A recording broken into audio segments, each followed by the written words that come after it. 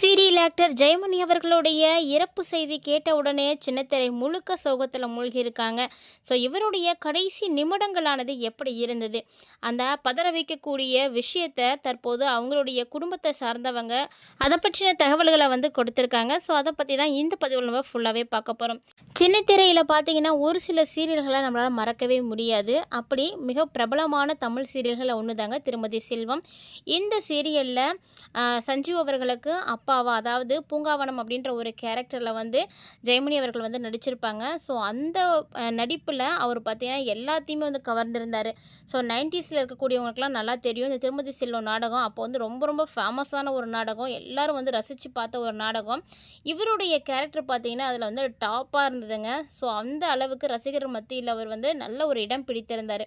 அதுக்கப்புறம் பார்த்தீங்கன்னா நிறைய சீரியல்கள் அவர் வந்து நடிச்சிட்டு தான் இருந்தார். சமீபத்தில் அவருடைய குடும்பத்தில் பார்த்தீங்கன்னா ஒரு நல்ல விஷயமும் நடந்தது. அவருடைய மகளுக்கு வந்து திருமணம் வந்து நடத்தி வச்சார். இது தொடர்ந்து எப்போதும் போல் அவருடைய வாழ்க்கை ரொம்ப நார்மலாக தான் இருந்திருக்கு. ஸோ இவர் வந்து சீரியல் ஆக்டர் மட்டும் கிடையாதுங்க, ஒரு சூப்பரான டைரக்டரும் கூட. 40க்கும் மேற்பட்ட சீரியல்களை வந்து இயக்கியிருக்காரு. அது மட்டும் இல்லாமல் நிறைய படங்களில் குணச்சித்திர நடிகராக வந்து நடிச்சிருக்காரு. சமீபத்தில் பார்த்தீங்கன்னா சிறகடிக்க ஆசை அப்படின்ற ஒரு சீரியலில் மலேசிய மாமா அப்படின்ற ஒரு கேரக்டர் பண்ணியிருந்தார். இந்த கேரக்டர் மூலமாகவும் இவர் வந்து ரொம்ப ரொம்ப வந்து பிரபலமானாருங்க. ஏன்னா ரொம்ப வருஷத்துக்கு அப்புறமா இவர் வந்து ஆக்டிங்குள்ளே வந்தப்போ இவருக்கு அந்த அளவுக்கு வரவேற்பு கிடைக்குமா அப்படின்னு எதிர்பார்த்தாரு. தயங்கிட்டே தான் வந்து இந்த ரோல் பண்ணியிருந்தார். பட் எல்லாரை விட வந்து இவர் வந்து ரொம்ப சீனியரும் கூட, நல்ல ஆக்டரு, அதோடு பார்த்திங்கன்னா சீனியரும் கூட. அப்போ அவருடைய நடிப்பு திறமை எப்படி இருக்கும் அப்படின்றது நம்ம எல்லாருக்குமே வந்து தெரியும். ஸோ ஒரு சிலர்லாம் பார்த்திங்கன்னா ஒரு சீன்ஸ் எடுக்கிறதுக்கு 2-3 டேக் கூட வந்து எடுப்பாங்க. ஆனால் இவர் பார்த்திங்கன்னா ஒரே டேக்கில் வந்து சூப்பராக வந்து நடிச்சிருவார். அதுலேயே வந்து எல்லோரும் இவரை வந்து பாராட்டுவாங்க. ரொம்ப நல்ல நடிகர். அவருக்கு கொடுக்கக்கூடிய கேரக்டரை அந்த கேரக்டராகவே வந்து அப்படியே வந்து வாழ்ந்து காட்டிடுவார். ஸோ அந்த அளவுக்கு ஒரு சூப்பரான கேரக்டர் ஜெயமணி. இவரை வந்து யாருக்கெல்லாம் பிடிக்கும் அப்படின்னு மறக்காம வந்து கமெண்ட் பண்ணுங்கள். நிறைய படங்களில் வந்து நடிச்சிருக்காரு. நீங்கள் எந்த படத்தில் இவரை வந்து பார்த்துருக்கீங்க அப்படின்னு வந்து கமெண்ட்டில் சொல்லுங்கள். இப்படி நார்மலாக அவருடைய லைஃப் போயிட்டு இருந்த சூழ்நிலையில் எப்போதும் போல் அவர் வந்து ஷூட்டிங் போயிட்டு தான் வந்திருக்காரு. ஸோ அன்னைக்கு பார்த்தீங்கன்னா இரவு எப்போதும் போல் வந்து அவர் வந்து சாப்பிட்ருக்காரு. ஸோ அளவுக்கும் கம்மியாக தான் வந்து சாப்பிட்ருக்காரு. அது மட்டும் இல்லாமல் சாப்பிட்ட உடனே வந்து நான் தூங்க போகிறேன் அப்படின்னு வந்து சொல்லியிருக்காரு. ஸோ தூங்குறோம் அப்படின்னு சொல்லிட்டு ரூம் போன உடனே அவருக்கு வந்து ஒரு அன்கம்ஃபர்டபுளான ஒரு ஃபீலிங் வந்து கிடச்சிருக்கு. ஸோ அப்படி இருக்குது அப்படின்னு சொல்லிவிட்டு உடனே வந்து வீட்டில் இருக்கிறவங்கள்ட்டலாம் இன்ஃபார்ம் பண்ணியிருக்கிறாரு. எனக்கு ஏதோ ஒரு மாதிரி இருக்குது, எனக்கு வந்து மயக்கம் வர மாதிரி இருக்குதுன்னு. ஆனால் ரூம் போன உடனே அவருக்கு பார்த்திங்கன்னா குப்புன்னு நல்லா வேர்த்துருச்சு. உடனே பார்த்தீங்கன்னா ஹாஸ்பிட்டலுக்கு எல்லோரும் கொண்டு போகலாம் அப்படின்னு ஃபேமிலியில் இருக்கக்கூடியவங்க உடனே கொண்டு போயிருக்காங்க. பட் அங்கே போய் டாக்டர்கிட்ட அட்மிட் பண்ணிவிட்டு செக் பண்ணப்போ டாக்டர் சொன்ன விஷயம் பார்த்திங்கன்னா ஒரு அதிர்ச்சியாக இருந்துச்சு. இவர் ஆல்ரெடி வந்து இறந்துட்டார் அப்படின்ற நியூஸ் தான் அவங்களுக்கு வந்து கிடச்சிருக்கு. ஸோ இந்த விஷயத்த ஃபேமிலி மெம்பர்ஸ் ரொம்ப சோகத்தோடு வந்து அவங்களுடைய அந்த கடைசி நிமிடத்தை வந்து எப்படி இருந்துச்சுன்றதை சொல்லியிருந்திருக்காங்க. ஏன்னா இவ்வளோ தூரம் கஷ்டப்பட்டு ஹாஸ்பிட்டல் கூட்டிகிட்டு போயுமே அவரால் வந்து காப்பாற்ற முடியல அப்படின்றது எல்லாருக்கும் வந்து வருத்தமாக இருக்குது. பொதுவாக மனிதர்களுடைய வாழ்க்கையே வந்து இப்படி தானே, அடுத்து எப்படி என்ன நடக்கும் அப்படின்னு சொல்ல முடியாது. ஸோ இப்படி இவர் வந்து இவருடைய வாழ்க்கை நல்லா போயிட்டு இருந்துச்சு. திடீர்னு இவர் இன்றைக்கி வந்து இருக்க மாட்டார், இறந்துருவார் அப்படின்லாம் யாருமே வந்து நினைக்கல. ரீசெண்டாக கூட பார்த்தீங்கன்னா இப்போ தான் அந்த சிறகடிக்க ஆசை சீரியலில் வந்து நடிச்சிருந்தார். மலேசிய மாமாவாக தன்னுடைய கேரக்டரை வந்து சூப்பராக வந்து ரோல் பண்ணியிருந்தார். யாருக்கெல்லாம் சிறகடிக்க ஆசை சீரியல் ரொம்பவே பிடிக்கும் அப்படின்னு மறக்காமல் வந்து சொல்லுங்கள்.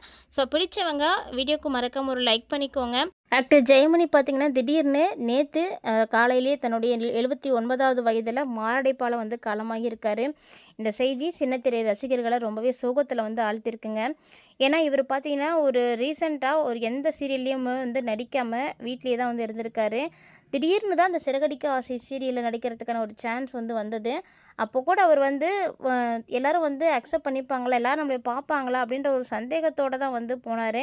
ஆனால் ரசிகர்கள் அவரை பார்த்திங்கன்னா தூக்கி கொண்டாடிட்டாங்க. அந்த அளவுக்கு அவருக்கு இன்னுமே வந்து வரவேற்பு இருந்துச்சு அப்படின்றதே அவர் அப்போ தான் வந்து தெரிஞ்சிட்டாருங்க. ஸோ இனி தான் இந்த கதையே வந்து வேகம் எடுக்க போகுது. இந்த சீரியல் வந்து இப்போ இனிமேட்டு தான் சூப்பராக இருக்கும் அப்படின்லாம் நிறைய பேர் வந்து பேசிகிட்டு இருந்திருக்காங்க. ரோஹிணியோட மலேசிய மாமாவாக வந்தவர் பார்த்திங்கன்னா ஒரு சில காட்சிகள் தான் வந்து நடிச்சிருந்தார். இருந்தாலும் அதுவே பார்த்திங்கன்னா ரசிகர்களுக்கு ரொம்பவே வந்து பிடிச்சி போயிடுச்சு. மேலும் பார்த்திங்கன்னா அவர் சொன்ன விஷயமா இருக்கட்டும், செய்த ரகளையாக இருக்கட்டும், இது எல்லாமே அந்த கேரக்டரோடு அப்படியே வந்து செட் ஆகிருந்துச்சிங்க. இப்படிப்பட்ட அவருடைய கேரக்டருக்கு பின்னாடி ஒரு கலைஞருடைய வாழ்க்கை அப்படின்றது எப்படிலாம் இருக்கும் அப்படின்றத வந்து யாருமே வந்து தெரிஞ்சிக்கவே இல்லைங்க. ஏன்னா ஒவ்வொரு கலைஞருடைய வாழ்க்கையிலையுமே போராட்டங்கள், கஷ்டங்கள் எல்லாமே வந்து இருக்க தான் செய்யுது. இன்னைக்கு வரைக்குமே அவரை மலேசியா மாமாவா எல்லாருக்கும் வந்து தெரியுது. ஆனா 90ஸ் கிட்ஸ் எல்லாத்துக்குமே அவர் திருமதி செல்வம் சீரியல் பூங்காவனமா தாங்க தெரியும். இப்படிப்பட்ட அவர் சமீபத்தில வந்து ஒரு பேட்டியும் வேற கொடுத்திருந்தாரு. ஸோ நடிகர் ஜெயமணி கடைசியா என்ன ஒரு பேட்டி கொடுத்திருந்தார் அப்படின்னா, சிறகடிக்க ஆசை சீரியல்ல எனக்கு வந்து வாய்ப்பு கிடைச்சது ரொம்ப சந்தோஷமா தான் இருக்கு. இந்த சீரியல்ல என்னை பார்த்து ரசிகர்கள் என்ன ஞாபகம் வச்சிருக்காங்க அப்படிங்கிறதே எனக்கு ரொம்ப ஆச்சரியமா இருக்குங்க. திருமதி செல்வம் சீரியலுக்கு அப்புறமா ஒரு சில சீரியல்கள்ல வந்து நடித்திருந்தேன். ஆனா அதுக்கப்புறமா எனக்கு பெருசா எந்த ஒரு வாய்ப்பும் கிடைக்காதனால நானும் வந்து அப்படியே இருந்துட்டேன். பெருசா எதுலயும் போய் நடிக்காம இருந்தேன். அதுக்கப்புறமா தான் குமரன் சார் இயக்கத்தில மீண்டும் இப்போ வந்து நடிக்க போறேன் அப்படின்றது எனக்கு ரொம்ப ரொம்ப சந்தோஷமா இருக்கு. மேலும் இயக்குனர் என்ன சொல்றாரோ, அத அப்படியே ஒரே டேக்ல வந்து நடிச்சு முடிச்சுடுவேன். அதனால தான் என்ன எல்லாருக்குமே வந்து பிடிக்குது, பாராட்டுறாங்க. மலேசியா மாமா கேரக்டர் ரசிகர்கள் இவ்வளோ விரும்புவாங்க அப்படின்னு நான் கொஞ்சம் கூட வந்து நெனச்சு பார்க்கவே இல்ல. அப்படின்ற மாரி ரொம்ப சிரிச்சுக்கிட்டே அவருடைய பேட்டியில வந்து அவர் குறிப்பிட்டிருந்தாரு. ஸோ அவருக்கு தெரியல அது கடைசியான அவருடைய பேட்டி அப்படின்னு. நடிகர் ஜெயமணி பார்த்தீங்கன்னா, ரொம்ப நல்ல ஆக்டருங்க. இவர் வந்து பலருக்கும் நடிகரா வந்து தெரிந்திருக்கலாம். ஆனா பலருக்கும் தெரியாத ஒரு விஷயம் என்னன்னா, இவர் வந்து ஒரு நல்ல இயக்குனர். 40க்கும் மேற்பட்ட சீரியல்களை இவர் வந்து இயக்கியிருக்கிறாரு. அந்த ஒரு பெருமை வந்து இவருக்கு இருக்கு. ஆனா நெறைய பேருக்கு இது தெரியல. சின்ன திரையில மட்டும் இவர் வந்து நடிக்கலங்க. வெள்ளித்திரையிலயும் நெறைய கதாபாத்திரங்கள வந்து நடிச்சிருக்காரு. ஸோ நெறைய படத்துலலாம் நடிச்சிருக்காரு. சின்ன வயசுலேருந்தே இவருக்கு மேடை நாடகங்கள்லாம் ரொம்ப பிடிக்கும். அதெல்லாம் நெறைய நடிச்சிருக்காரு. இவருடைய ரோல் மாடலே வேற யாரும் கிடையாதுங்க. எம்ஜிஆர், சிவாஜி கணேசன் தான். இவர தான் ரோல் மாடலா வச்சு, அவங்கள மாரியே நம்மளும் நடிக்கணும் அப்படின்னு நடிச்சு காட்டியிருக்காராம். அவங்கள மாரி நாமளும் நடிக்கணும் அப்படின்ற ஆசையில தான் இந்த நடிப்புக்குள்ளேயே அவர் வந்தாராம் அப்படின்னு அவர் வந்து சொல்லியிருந்தாரு. குடும்ப சூழ்நிலை காரணமா ஒரு சில விஷயம், ஒரு சில நேரங்கள்ல நம்மளால எதுவும் செய்ய முடியாம போகும் இல்லையா? அந்த மாரி தான் இவரும் ஒரு சில வருஷம் வந்து நடிப்பை விட்டுட்டு விலக வேண்டிய சூழ்நிலை இருந்திருக்கு. இருந்தாலுமே கூட இவர் சீரியல்ல தான் நடிக்காம இருந்தாரு. சின்ன சின்னதா நாடக மேடைகள்லலாம் வந்து நடிச்சுட்டு தான் இருந்திருக்காரு. அவரு அத வந்து எப்பயுமே வந்து விட்டது கிடையாதாம். நடிகர் ஜெயமணியுடைய குடும்பம் பார்த்தீங்கன்னா, ரொம்ப சந்தோஷமான ஒரு குடும்பம். அவருடைய மனைவி பெயர் பார்த்தீங்கன்னா மாலதி. டப்பிங் கலைஞரா வந்து பணியாற்றிட்டு இருக்காங்க. மகள் வந்து ஒரு ஆசிரியரா வேலை பார்த்துட்டு இருக்காங்க. மகளுடைய திருமணத்த கூட ரீசென்ட்டா தான் வந்து செஞ்சு முடிச்சிருந்தாரு. ஸோ இந்த சிறகடிக்க ஆசை சீரியல்ல ரோகிணிய பற்றிய உண்மைகள மொத்தமா குடும்பத்துக்கு சொன்னது இவர் தான். அப்படி ஒரு சிறப்பான ஒரு கேரக்டர் தான் ரோல் பண்ணியிருந்தாரு. மேலும் பார்த்தீங்கன்னா, இவருக்கு வந்து நெறைய காட்சிகள் வந்து கொடுக்கணும் அப்படின்ற மாரி இவங்களுடைய ரசிகர்கள் வந்து மேலும் மேலும் நெறைய கேட்டுட்டே இருக்காங்க. ஸோ மீண்டும் இவர் அது கதைக்குள்ள வந்து கொண்டு வரதுக்கான வாய்ப்புகள் இருக்கு அப்படின்னு எதிர்பார்த்த இந்த நிலையில, திடீர்னு பார்த்தீங்கன்னா, அவர் இந்த உலகத்தையே விட்டு போயிட்டாரு.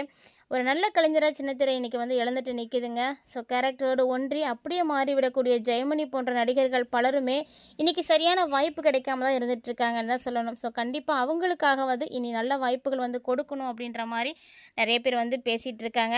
இது நடந்தாலே அவருடைய ஆன்மா சாந்தி அடையுங்க. நீங்களும் அவருக்கு உங்களுடைய இரங்கல்கள பதிவு செய்யணும்னு நினைக்கிறீங்கன்னா, மறக்காம கமெண்ட் பாக்ஸ்ல வந்து கமெண்ட் பண்ணுங்க. மீண்டும் இது மாரி நெறைய அப்டேட்டோட மற்றும் ஒரு தலைப்பில் சந்திக்கலாம்.